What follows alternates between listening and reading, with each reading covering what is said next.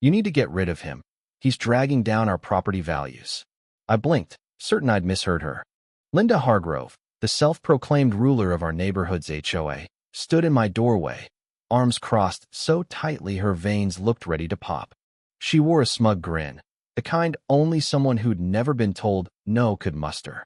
"Excuse me," I asked, gripping the doorframe to anchor myself in reality.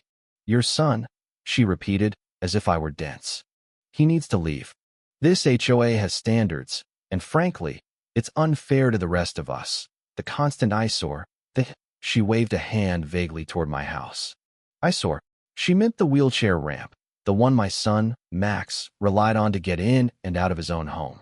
I took a deep breath, forcing my jaw to relax before I said something that'd land me in cuffs. Linda had been a thorn in our side for years, nitpicking the neighborhood over trash cans slightly askew, holiday lights too dazzling, or cars parked a hair off her imaginary line. But this was a new low. Max, my 18-year-old, had been paralyzed since he was 10, thanks to a car accident that stole his legs' mobility but left his spirit untouched. He was sharp, hilarious, and tougher than Linda could ever dream of being behind her Botox and designer pearls. And now she wanted him gone. "Linda," I said, keeping my voice steady, "you realize you're talking about a person, right? My son." "Of course," she replied with all the warmth of a campaign promise, and I sympathize. But rules are rules. The HOA guidelines clearly state unsightly structures must go. You're calling a wheelchair ramp unsightly? Well, it's rather, she paused, fishing for a word that wouldn't make her sound heartless. Utilitarian. I stared, waiting for her to crack a smile and reveal the joke. When she didn't, I crossed my arms. "Let me get this straight. You want me to tell my disabled son he has to move because you don't like his ramp?" She sighed, as if I were the unreasonable one. "Look, Daniel, I'm just trying to uphold the community's standards. It's not personal." But it was. Linda had been gunning for me for years, irked that I didn't bow to her absurd HOA demands or care about her self-appointed throne. Targeting Max, though? That crossed a line. I exhaled. "Linda, we're done here." She huffed. "You don't have a choice.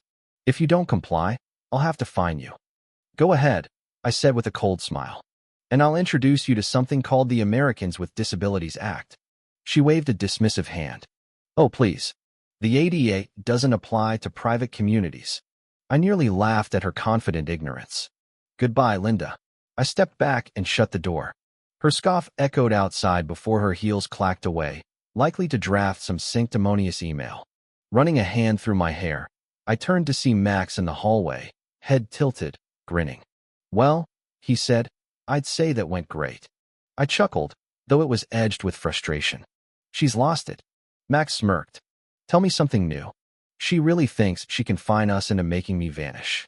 "Well," Max flexed his arms, "I am pretty intimidating. A real threat to society."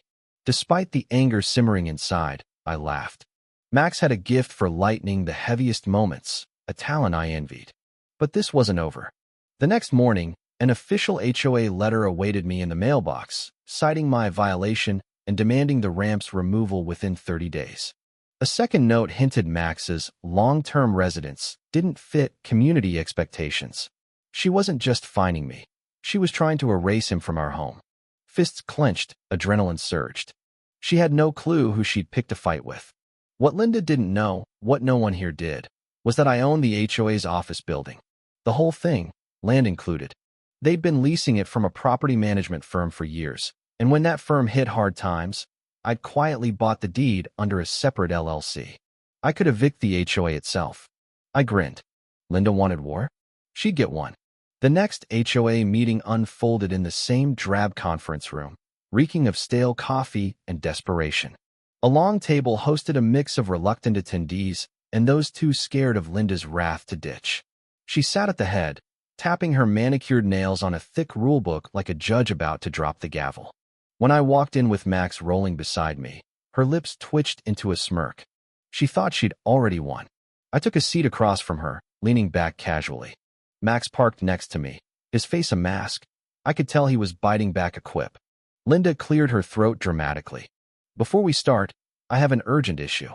One homeowner has violated our architectural standards, and I expect a resolution tonight. She fixed her eyes on me, smug as ever. Daniel, I assume you got the notice? I nodded, poker-faced. Oh, I did. A real masterpiece, Linda. Almost convinced me you had power. Her expression flickered, but she rallied. This isn't a game, Daniel. You have 30 days to remove that structure, or fines begin. And since your son's an adult now, you might consider alternative housing that suits our guidelines. The room went silent. A few shifted uncomfortably, but no one challenged her. That was Linda's strength. She'd bullied this place into submission for so long. Resistance had faded. I exhaled, keeping calm. Linda, do you hear yourself?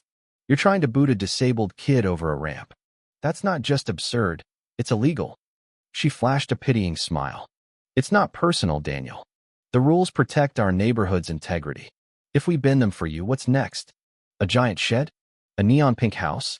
Exceptions breed chaos. I leaned forward. You're comparing a ramp to a neon house? The ADA trumps your little handbook. Her eyes narrowed, but her voice stayed smooth. We're a private community. The ADA doesn't apply. Max snorted softly, shaking his head. You're about to learn how wrong you are.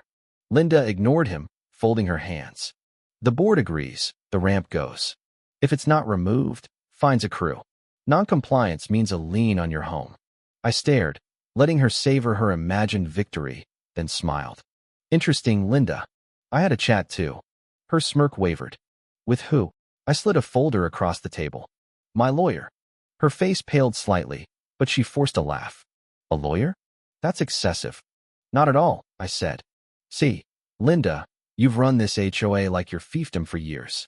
But when you target someone in a way that breaks federal law, it gets messy. This, I tapped the folder, is a solid case of housing discrimination. Push this, and I'll sue you personally. The HOA won't recover for years. The room was deathly quiet. Linda's composure cracked, but she rallied. You're bluffing. I shrugged. Test me. For the first time, she looked uncertain. Then her bravado snapped back.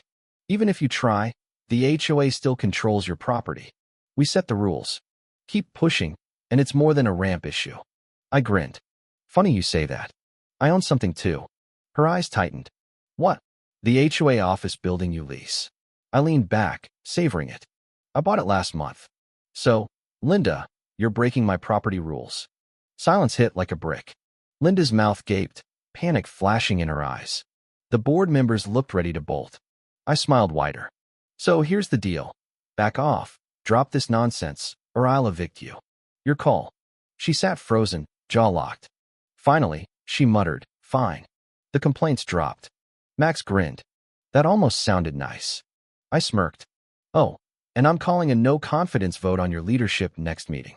I think we all agree this HOA needs fresh blood, especially after the legal bills you're about to rack up. A few nodded warily. Linda's face twisted with rage, but she'd lost.